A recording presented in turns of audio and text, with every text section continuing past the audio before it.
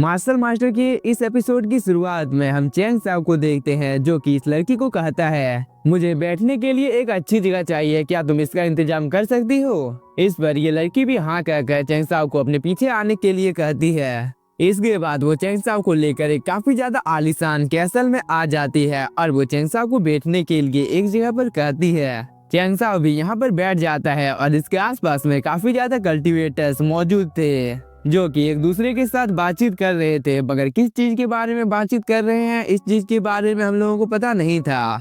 साथ ही बहुत सारे कमरे प्रोटेक्टिव बैरियर से घिरे हुए होते हैं, जिसे देखकर चैंग साओ थोड़ा सा शॉक होता है। ये लड़की कहती है, चैंग साओ कृपया करके आप मेरे साथ आइए, क्योंकि ये जगह आपके लायक नहीं है। यह कहने के बाद वो इसे एक काफी ज्यादा अच्छी जगह पर ले आती है और वो यहाँ से चली जाती है। इसके बाद चैंग साओ बैठकर अपनी टेबल की ओर देखने लगता है, जहाँ पर खाने की काफी ज्यादा लजीज लजीज चीजें मौजूद थी। लेकिन चैंग साओ इनमें से किसी भी चीज के ऊपर ध्यान नहीं देता है और वो बिना कोई टाइम जाए कि अपने डिवाइन आई को एक्टिवेट कर लेता है। इसके बाद इस कैसल में जितने भी ज्यादा कमरे मौजूद थे, जिसके आसपास में प्रोटेक्टिव बैरियर बना हुआ था, उन सभी की जानकारी चैंग साओ इकट्ठा करने लगता है कि इन सभी कमरों के अंदर में आखिरकार कौन सा कल्टीवेटर बैठा हुआ है।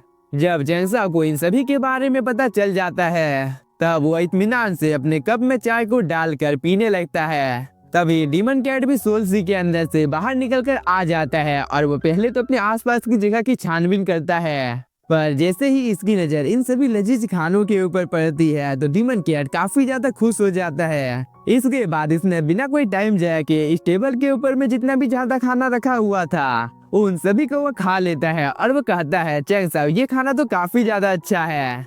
डीमन कैट ये कहने के बाद काफी ज्यादा गुलाटियां मारने लगता है, जिसे देखकर चैंग साओ काफी ज्यादा मुस्कुरा रहा था। तभी डीमन कैट को एक काफी ज्यादा अच्छी चीज की स्मेल आती है, इसीलिए वह इस ओर जाने लगता है, जहाँ पर बहुत सारी खूबसूरत खूबसूरत लड़की डांस कर रही थी, जिसे देखने के लिए काफी ज्यादा कल्टीवेटर्स इस जगह पर मरे जा रहे थे, क्योंकि इन सब चीजों को देखना लड़कों का हमेशा से फितरत रहा है। तभी इन सभी लड़कियों के बीच से काफी ज्यादा खूबसूरत महिला बाहर निकल कर आती है, जिसने मास्क पहना था और वो भी डांस करने लगती है, जिसे देखकर डीमन कैट कहता है, चैंग साओ क्या तुम इसी चीज को देखने के लिए इस जगह पर आए हो। डीमन कैट यह कहने के बाद चैंग साओ की टांग खींचने लगता है और, चैंग साओ क्या तुम मेरे खाने के लिए इस जगह पर किसी चीज का इंतजाम कर सकते हो, और इस चीज का मैं बाद में एहसान भी चुका दूंगा। यह कहने के बाद डीमन कैट यहाँ से चला जाता है। चैंग साओ डीमन कैट के बारे में कुछ देर तक बात करता है और वो इस लड़की की ओर देखने लगता है। तभी हम एक यंग मास्टर को देखते हैं, जो कि काफी ज्यादा ठरकी होता है और वो इस कल्टीवेटर के किस चीज को देख रहा है इसे मुझे बताने की जरूरत नहीं है। चैंग साओ भी इन सब चीजों का फुल आनंद लेता है। साथ ही जितने भी ज्यादा कल्टीवेटर इस जगह पर मौजूद थे उन सभी की तो लार बहने लगती है, क्योंकि इन सभी को यह डांस देखने में काफी ज्यादा मजा आ रहा था। तभी यहाँ पर और एक कल्टीवेटर आ जाती है, जो कि सभी को बताने लगती है कि ये काफी ज्यादा अच्छी डांसर है, इसीलिए अगर तुम में से किसी को भी ये पसंद है तो तुम लोग इसे खरीद सकते हो या शादी भी कर सकते हो। इस बात को सुनकर सभी लोग काफी ज्यादा एक्साइटेड हो जाते हैं। चैंग साओ अपनी पावर का यूज कर बिना कोई टाइम जाए किए इस लड़की की मास्क को हटा देता है, जिसकी वजह से यह लड़की पहले तो काफी ज्यादा शर्माती है, मगर वो बाद में मुस्कुराने लगती है। इस चीज को देखकर चैंग साओ कहता है, ठीक है मैं इसको ले लूंगा। चैंग साओ यह कहने के बाद अपने कमरे के आसपास के प्रोटेक्टिव बैरियर को डिसअपीयर कर देता है। इसीलिए इन सभी कल्टीवेटर्स को पता चल जाता है कि ये तो चैंग साओ है, जो कि जुआन युआन एम्पायर से आया है और ये काफी ज्यादा पावरफुल है। मगर और एक कल्टीवेटर को ये लड़की काफी ज्यादा पसंद आ गई थी, इसीलिए वो इस लड़की को खरीदना चाहता था। वह बिना कोई टाइम जाए कि इस लड़की की और भी ज्यादा बोली लगा देता है। इसके बाद क्या था, एक एक करके सभी कल्टीवेटर्स और भी ज्यादा बोली को लगाने लगते हैं, इसीलिए इस लड़की की बोली काफी ज्यादा हाई लेवल तक पहुंच जाती है। पर चैंग साओ ने इस लड़की की बोली को काफी ज्यादा बढ़ा दिया था, जिसे सुनकर ये सभी कल्टीवेटर्स काफी ज्यादा शॉक हो जाते हैं। तभी यंग मास्टर चैंग साओ से और भी ज्यादा बोली लगा देता है, जिसे सुनने के बाद ये सभी कल्टीवेटर्स यंग मास्टर के बारे में बात करने लगते हैं।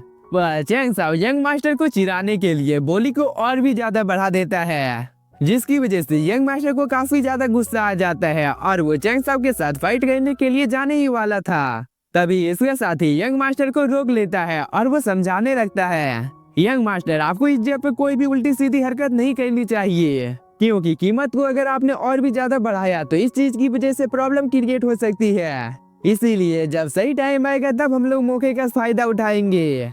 यंग मास्टर एक बार इस लड़की की ओर देखता है और वो एकदम पागल हो जाता है, क्योंकि वो ना आप देखता है न ताऊ सीधे 25 मिलियन की बोली लगा देता है। चैंग साओ कहता है यंग मास्टर की किस्मत काफी ज्यादा खराब है, क्योंकि आज इसकी मुलाकात मेरे साथ हो गई है। यह कहने के बाद वो सीधे 50 मिलियन की बोली लगा देता है। और इस बात को सुनने के बाद कैसल के अंदर में जितने भी ज्यादा कल्टीवेटर मौजूद थे उन सभी को अपने कानों के ऊपर भरोसा नहीं हो रहा था। इसीलिए ये सभी बात करने लगते हैं कि क्या ये कल्टीवेटर पागल है जिसने इतनी ज्यादा ऊंची बोली लगा दी है, क्योंकि एक सर्वेंट के लिए आखिरकार 50 मिलियन की बोली लगाता ही कौन है। चैंग साओ कोई भी जवाब नहीं देता है। दूसरी तरफ हम यंग मास्टर को देखते हैं जो कि गिनती करने लगता है कि अभी इसके पास कितना ज्यादा मनी है। इधर चैंग साओ ने थोड़ी सी कीमत को और बढ़ा दिया था, जिसे सुनकर यंग मास्टर के पैरों तले जमीन खिसक जाती है, क्योंकि वह सीधे जमीन पर गिर जाता है।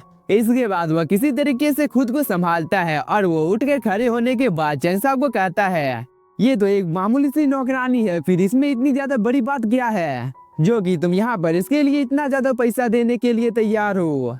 चैंग साओ कहता है अगर इस दुनिया में तुम्हारे पास मनी नहीं है तो तुम्हारे पास कुछ भी नहीं है। अब तुम बकवास करना बंद कर दो वरना अंजाम अच्छा नहीं होगा। कैसल के अंदर के ये सभी कल्टीवेटर चैंग साओ की काफी ज्यादा तारीफ करने लगते हैं। तभी ये लेडी कहती है यंग मास्टर चैंग साओ आप सच में काफी ज्यादा दयालु हैं। इसके बाद वो इन सभी लड़कियों को यहाँ से भेज देती है और चैंग साओ ने जिस लड़की को खरीदा था चैंग साओ के पास वो इस लड़की को भेज देती है। इसके बाद हम लोगों को सीधे चैंग साओ के कमरे का सीन दिखाया जाता है जहाँ पर चैंग साओ आराम कर रहा था। तभी ये लड़की चैंग साओ के कमरे के अंदर आ जाती है और इसने चैंग साओ के लिए चाय को भी सर्व करना शुरू कर दिया था, मगर जैसे ही इसकी नजर टेबल के ऊपर पड़ती है तो यहाँ पर खाने का एक भी तिनका मौजूद नहीं होता है, जिसे देखकर वो थोड़ी सी शौक होती है। साथ ही चैंग साओ को थोड़ी सी शर्म आने लगती है और वो कहता है डीमन कैट तुम सच में काफी ज्यादा फालतू हो। तभी ये लड़की चैंग साओ को चाय सर्व करने लगती है। यंग मास्टर चैंग साओ ऐसा लगता है कि आपको काफी ज्यादा भूख लगा था, इसीलिए आपने इतने ज्यादा खाने को अकेले ही खा लिया। यह कहने के बाद वह मुस्कुराने लगती है। चैंग साओ को तभी इस लड़की की बॉडी के अंदर से काफी ज्यादा पावरफुल ऑरा बाहर निकलते हुए नजर आता है, इसीलिए वो अपने मन में कुछ सोचने लगता है। तभी ये लड़की चैंग साओ को चाय पीने के लिए कहती है। यह कहने के बाद वह चैंग साओ के काफी ज्यादा नजदीक आकर खुद ही चाय को चैंग साओ को पिलाने लगती है, जिसे चैंग साओ भी काफी ज्यादा आनंद से पीता है। साथ ही ये काफी ज्यादा अच्छा डांस भी करती है। इसके बाद वो चैंग साओ के पास आकर बैठ जाती है।